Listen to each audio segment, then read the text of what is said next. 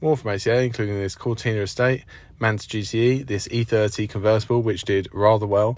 That brief glimpse of a 66 I'm sure I've seen before, as I said. And a Sovereign here, but a 4.2. Not in the best colour combo, I will admit. You see the backside of some of the cars that are in the front, including that little mini Moke and an Astra GTE, which I think did quite well. They all seem quite desirable sometimes. And then back on heading towards outside.